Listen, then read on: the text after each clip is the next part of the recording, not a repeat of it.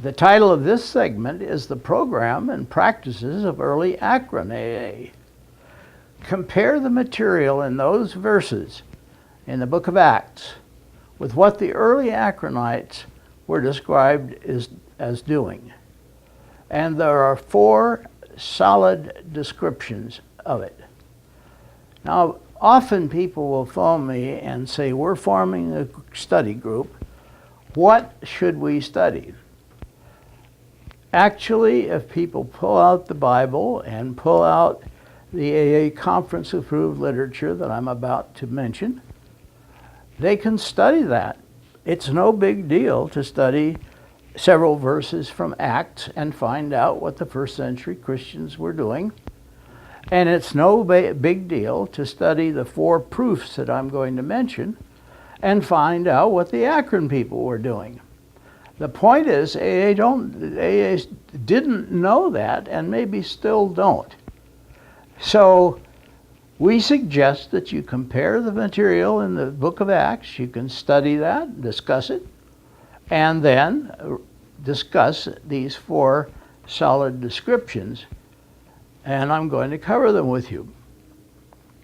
First, what the early Akron AA Christian Fellowship did of a nature similar to that of the apostles is attested in the personal testimonies of the Akron Christian Fellowship pioneers, 8 of which stories were published in the personal stories section of the first edition of AA's basic text, the Big Book, published in April 1939. Now here's the tragedy. The original AA Big Book contained the personal stories of the pioneers about what they did. So if you want to find out from their own lips what they did and compare it with the book of Acts, or simply get those ideas in your head, you'll see that they weren't trying to describe the book of Acts. They were describing how they got well, how they prayed to God, and so on. Now those personal stories, one by one, all but 3, were removed from the editions of AA's Big Book for years and years and years.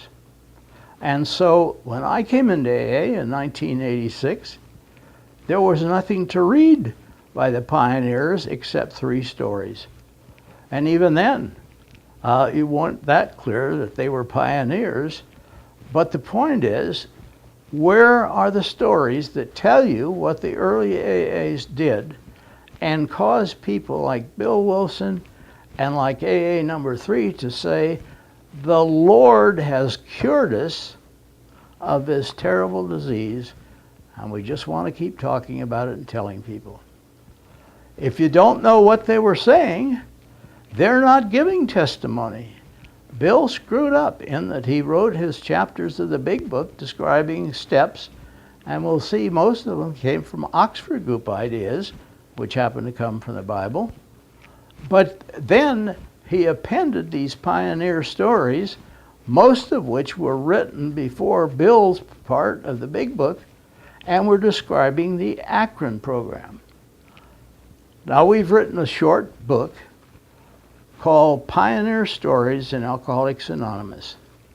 And in it, we excerpt those statements in which these pioneers tell you what they were doing that got them cured or well by the power of God. So that's the first testimony. Many churches have what are called testimonials.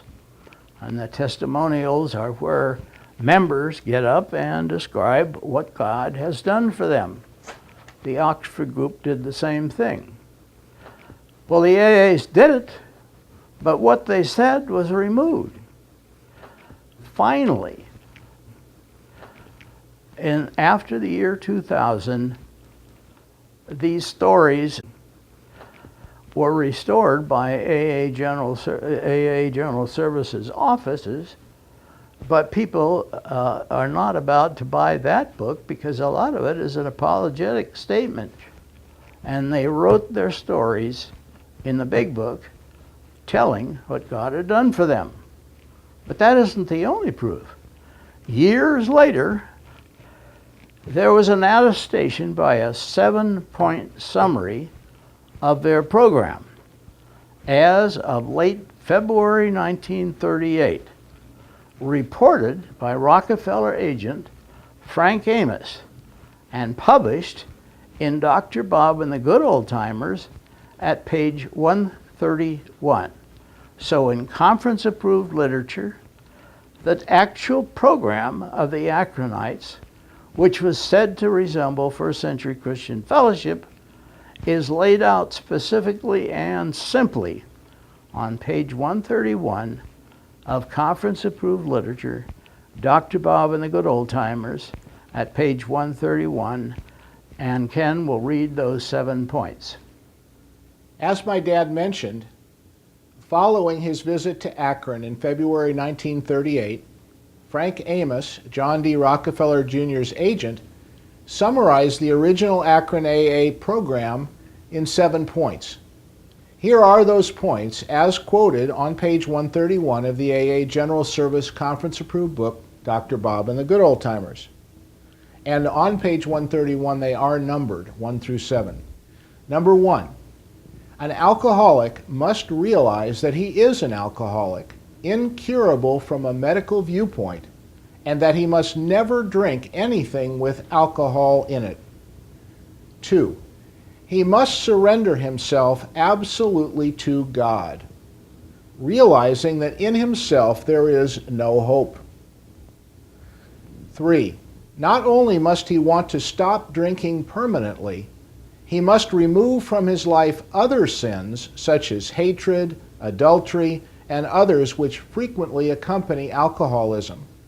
Unless he will do this absolutely, Smith and his associates refuse to work with him.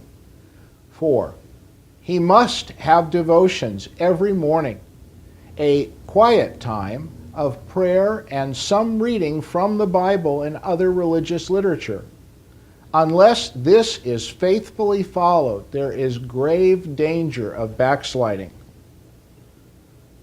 5, he must be willing to help other alcoholics get straightened out. This throws up a protective barrier and strengthens his own willpower and convictions. 6, it is important, but not vital, that he meet frequently with other reformed alcoholics and form both a social and a religious comradeship. 7, important but not vital that he attend some religious service at least once weekly. And now I'll turn it back to my dad.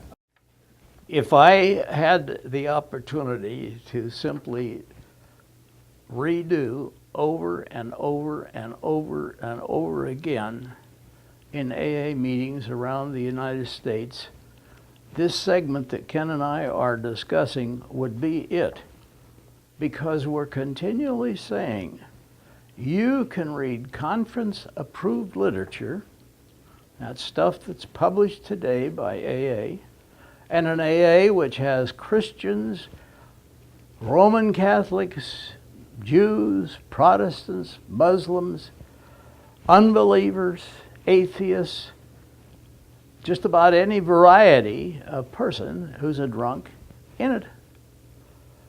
And those people would hear this, and here's what wouldn't happen.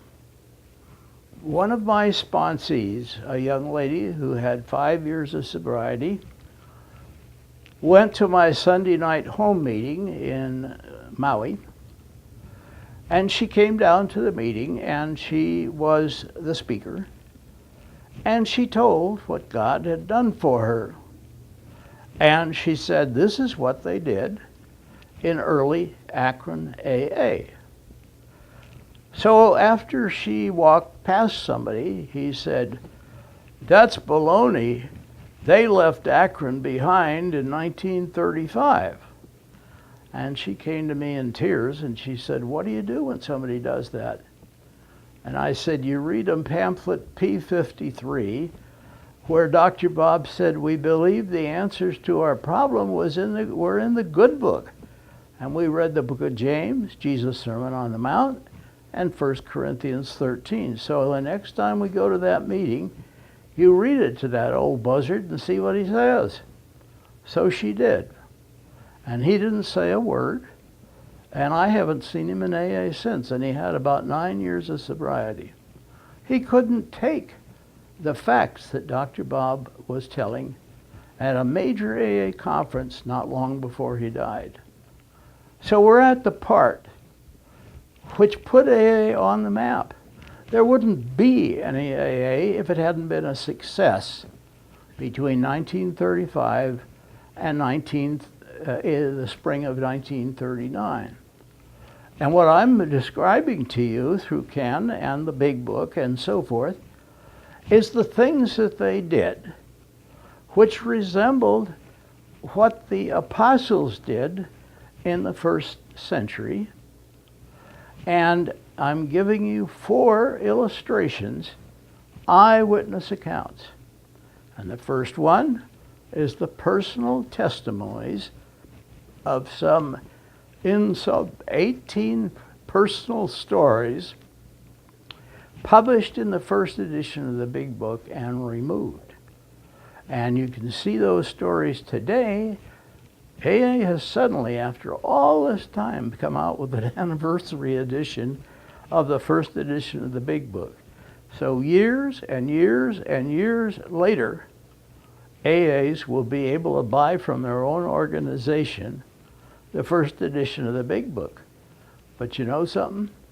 When you're an AA in California, I don't know about Maui, I don't know that I've heard it, they say don't read the stories in the back of the Big Book. The program of recovery is in the first 164 pages. And so many of the people that I hung out with in Marin County when I was new would tear out all the personal stories in the back of their Big Book. So they're not going to know this, whether they're tearing out first edition or fourth edition stories. But that's the first proof. The personal stories of the pioneers telling what they did and what God had accomplished for them in their lives. And they mention reading the Bible and reading the Runner's Bible in the upper room and so forth. The second thing is that Bill Wilson went back east to the Rockefellers and he wanted money. And the Rockefellers were not so stupid as to dish out the money without finding out what it was that Wilson was talking about. So they sent Frank Amos, who was an agent of the Rockefellers, to Akron to investigate. And he did. For about a week, he interviewed mothers and grandmas and husbands and doctors and judges to find out whether the people in Akron were successful and what they did. And then he rendered the report. There were 2 reports, but Ken's is critical. The 7 simple points that they did, which put them on the map and cured them. But there's more. This fact is attested by the following published remarks of Frank Amos in 1938, found on pages 135 to 36 of AA Conference Approved Dr. Bob and the Good Old Timers. And Frank Amos wrote, of the 110 members then in the program, 70 were in the Akron-Cleveland area. In many respects, their meetings have taken on the form of the meetings described in the Gospels of the early Christians during the first century. That's why we read you those segments from the book of Acts. But there's more. When the alcoholics gathered in the quarters of the Rockefellers in New York, there were several Rockefellers there, and old John D. was sick, so he didn't attend. And his son Nelson, who may or may not then have been the governor of New York, didn't attend then, but both men said the same thing later. And the voice that spoke for them was Mr. Albert Scott, chairman of the trustees for Riverside Church in New York. And he made the following comments after hearing the accounts of the AA founding group. And he described, as explained in page 148 of Alcoholics Anonymous Comes of Age, an excellent history, conference approved. And here's what he said after he heard the account. Why, this is first century Christianity. Now, he was chairman of the trustees for the Riverside Church in New York. And then, still more to the point, he added, what can we do to help? That's it. After almost 4 years of experience, the AAs took their case to the Rockefeller people, and at that time they described what you heard in terms of stories, in terms of Amos's summary, in terms of his conclusion that their stories were their meetings had taken on the form of the meetings described in the Gospels. So if you want to study about early AA, study those brief portions from the book of Acts, study those 7 points, and notice who said what. And that is Albert Scott and 4 other Rockefeller people to the same effect said, why, this is first century Christianity. Now, I'm going to cover with you briefly, but I said the part that we just covered is critical. When we talk about old school AA, we're talking about what those pioneers said, what Frank Amos reported, the fact that their meetings took on the form of the Gospels of the early Christians in the first century, and that no less a person than the chairman of the trustees of the Riverside Church said, why, this is first century Christianity.